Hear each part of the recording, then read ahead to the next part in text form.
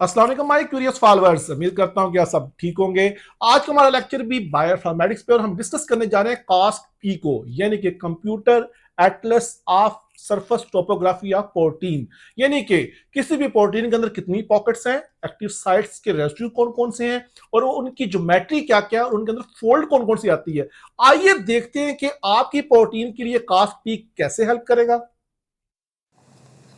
My curious students, आज हमारा lecture है कास्ट पी पे। जैसे कि इसका होम पेज आपके सामने नजर आ रहा है, इससे पहले कि हम इसकी डिस्क्रिप्शन में जाएं, आपने जस्ट आना है गूगल के ऊपर और यहां पे आके लिखना है आपने कास्ट पी, और जो फर्स्ट ऑप्शन या जॉब ओपन होगी उसको आपने कर देना है क्लिक। जैसे आप क्लिक करेंगे तो ये आपको लेके आ जाएगा इसके जो होम पेज के ऊपर। यहाँ पे डिफरेंट इंटरफेस अवेलेबल है। इससे पहले कि हम इसकी डिटेल और डेप्थ में जाएं, आपने जस्ट इसके होम पेज के ऊपर वेरी क्लियर मेंशन है CAST P stand for computed atlas of surface topography of protein. कहने का मकसद यह है कि प्रोटीन की जितनी भी टोपोग्राफी है उसके सरफेस के अंदर अवेलेबल है इन दी फॉर्म ऑफ कैविटीज, जिसको हम पॉकेट्स भी कहते हैं या जिनको हम एक्टिव साइट्स कहते हैं, हम आपको फाइंड आउट करके देगा, जो कि बहुत इंपॉर्टेंट है आगे मॉलिक्यूलर डॉकिंग के लिए या सिमुलेशन एनालिसिस तक जाने की, इंटरेक्शन स्टडीज पे ये बहुत आपको हेल्प करेगा।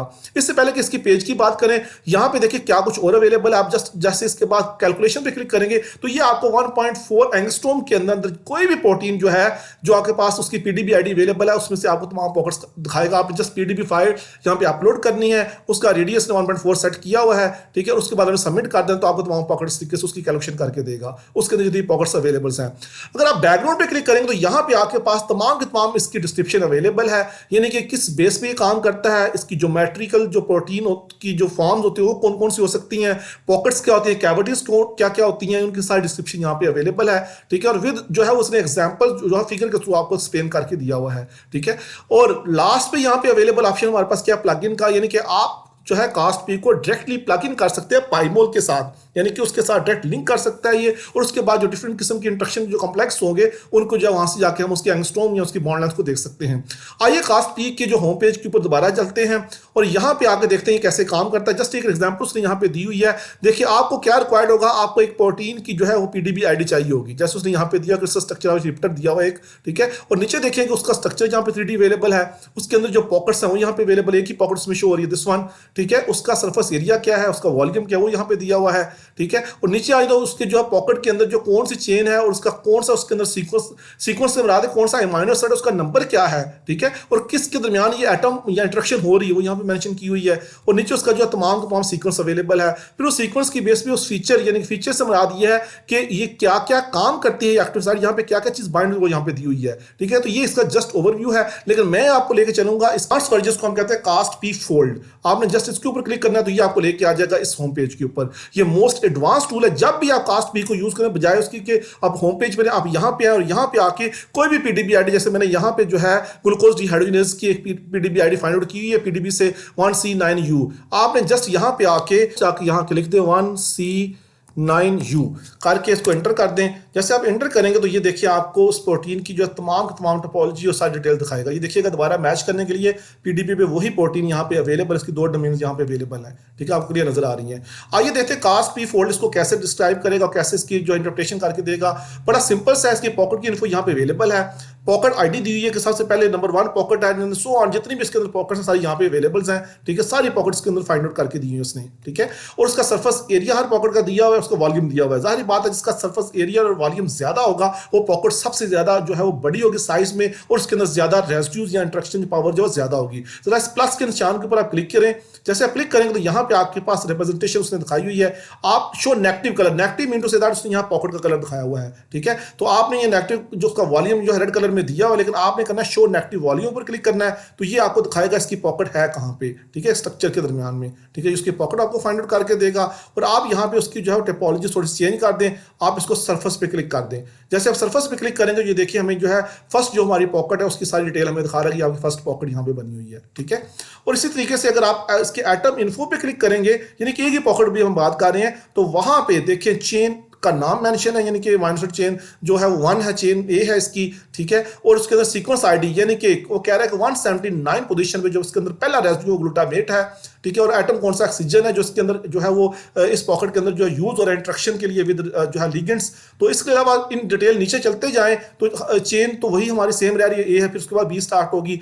तो यहाँ पे जो है अमीनो एसिड या रेसिड्यू का नंबर है, फिर आगे तमाम अमीनो एसिड्स हैं और फिर कौन सा एटम कहाँ पे इंट्रैक्शन करता है उसकी डिटेल यहाँ पे दी हुई है, ठीक है। इस तरीके तो ये तो हमारे पास फर्स्ट पॉकेट आ गई। फॉर एग्जाम्पल हम सेकंड के ऊपर क्लिक कर लेते हैं, ठीक है। यहाँ पे भी आके आप जो है इसको कार्टून की फॉर्म में या शो नेगेटिव रिजल्ट करके वो पॉकेट भी आप दे सकते हैं, या सबसे बेस्ट तरीका है कि आप कार्टून पे आके स्फीयर पे क्लिक करें, ठीक है। तो ये देखिए हमें पॉकेट नंबर 2 जो इसके अंदर है उसको भी दिखा देगा, इसके एक्टिव साइट नंबर 2 ये है, ठीक है। और उसी तरीके से अगर आप उसकी डिटेल और डेप्थ में जाना चाह रहे हैं उसके एटम इन्फो पे, तो जस्ट क्लिक करें एटम इन्फो पे, तो वहां पे उसकी देखिए बी चेन के अंदर एटम ये जो है ना पॉकेट पाई जा रही है, ठीक है। सीक्वेंस नंबर उसमें 28 है, लाइसिन अमीनो एसिड है यहाँ पे, ठीक है। और यहाँ पे जो है ये जो एटम जो हमारे पास है वो CA है, जैसे नीचे कार्बन है लाइसिन के लिए, देन सो ऑन, ये सारी की सारी डिटेल यहाँ पे दिखा रहा है। और उसी तरीके से जो है सिंपल ये थोड़ी सी डेप्थ में जाकर दिखाता है। नीचे आ जाए तो ये सारी उसके अंदर सीक्वेंस आईडी उसकी दी हुई है, चेन ए की दी हुई है, फिर आप क्लिक करेंगे तो चेन बी की भी आपको सीक्वेंस आईडी मिल जाएगी, ठीक है। और लास्ट में देखें तो उसकी नोटेशंस अवेलेबल है। सबसे इंपॉर्टेंट है कि उसने हमें ये दिखाया हुआ है कि जो हमारे पास फॉर एग्जांपल जस्ट एक मैं आपको समझा देता हूं ताकि आपको इसकी अंडरस्टैंडिंग हो जाए, ठीक है। ये हमारे पास का 3D जहां मर्जी इसको आप मूव करें, तो यहाँ पे जो सबसे पहला रीजन है, ठीक है, जो फर्स्ट रीजन है, ठीक है, उसको मैंने सेलेक्ट किया। जैसे मैंने सेलेक्ट किया तो उसने मुझे दिखा दिया कि ये मेरी फर्स्ट पॉकेट जो है उसके अंदर कौन कौन से रेसिड्यू, देखिए दिस वन, ठीक है। ये फर्स्ट जो है वो पॉकेट हमें दिखा रहा है यहाँ पे।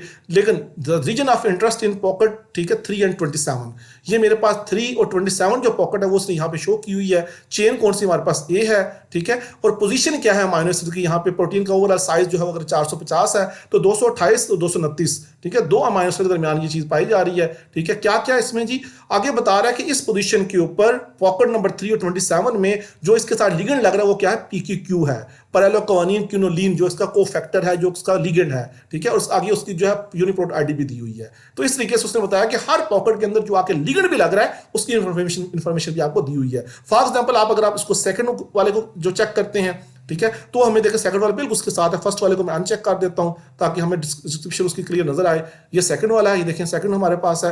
अब सेकंड जो पॉकेट शो हो रही है वो कौन सी किस रीजन के दौरान है और पॉकेट नंबर कौन सा, 3, 4, 29, 70 और 79, यानी कि इन पांचों के दरमियान ये सेम ही पॉकेट है। और रेसिड्यू नंबर क्या है, 406 लेकर 408। और यहां पे भी क्या लग रहा है, PQQ लग रहा है, ठीक है। ये PQQ यहां आके अटैच हो रहा है इस एक्टिव साइट के दौरान। और नीचे आ जाए तो आप हर एक देखें प्रोटीन एक्सेप्टर के ऊपर लिखो पॉकेट अवेलेबल है, फिर ग्लूकोज के लिए पॉकेट अवेलेबल है, ठीक है। नीचे आते जाओ तो डिफरेंट, फिर कैल्शियम के लिए यहाँ पे स्टार्ट हो जाएगी बाइंडिंग पॉकेट्स। इनमें से आप किसी को यहाँ पे कैल्शियम वाले को सिलेक्ट कर दें, ठीक है। तो ये देखिए यहाँ पे ये कैल्शियम बाइंडिंग यहाँ पे दिखाई हुई ये वाली, ठीक है। और उसका नंबर भी दिया हुआ 3 और 27 है।